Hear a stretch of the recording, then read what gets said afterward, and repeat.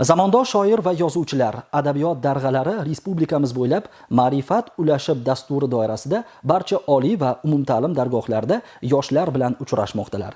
Yoshlarni yuksak ma'naviyatli, fidoyi va vatanparvar inson etib tarbiyalashga qaratilgan loyiha jizzaxlik yoshlar uchun ham katta mahorat darsi bo'ldi.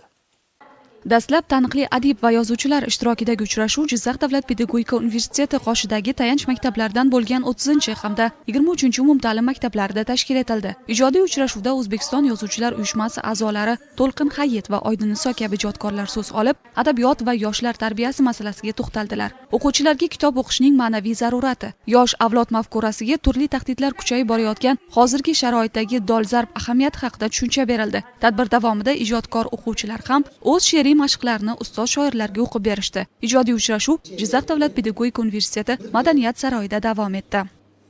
Bugun shu biz bilan uchrashgan yoshlar qanday ahvolda?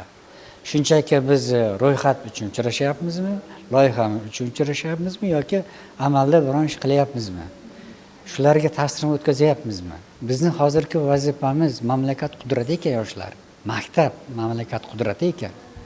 Mana shularga ta'sirini o'tkazishimiz kerak. Ya'ni ma'naviy oziqa berish vazifamiz. O'zimiz tajribamizdan, o'zimizda bosib o'tgan yo'limizdan, yaxshi ishlarimizdan bir ma'naviy saboq bersak, shu hech bo'lmasa bitta bolani tarbiyalasak, u jamiyatga shaxs darajasiga ko'tarilsa, bu meni yutug'im.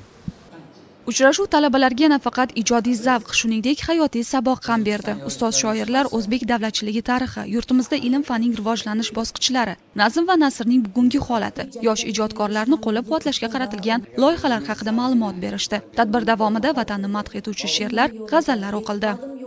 Albatta, talabalarda faqatgina o'qish va ilmiy ishlar emas, balkim ma'naviyatini yuksaltirish va ularni kelajakda mukammal o'qituvchi, pedagog yoki bo'lmasa o'z kasbini mahoratli kishisi bo'lishi uchun ham ularga ma'naviyatlar zarur.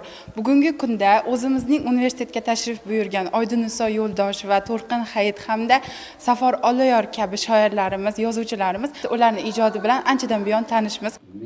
Shuningdek, uchrashuvda barakali ijodi bilan milliy adabiyotimizda salmoqli o'rin egallagan atoqli shoirlarimizning hayoti va ijodi yodga olindi.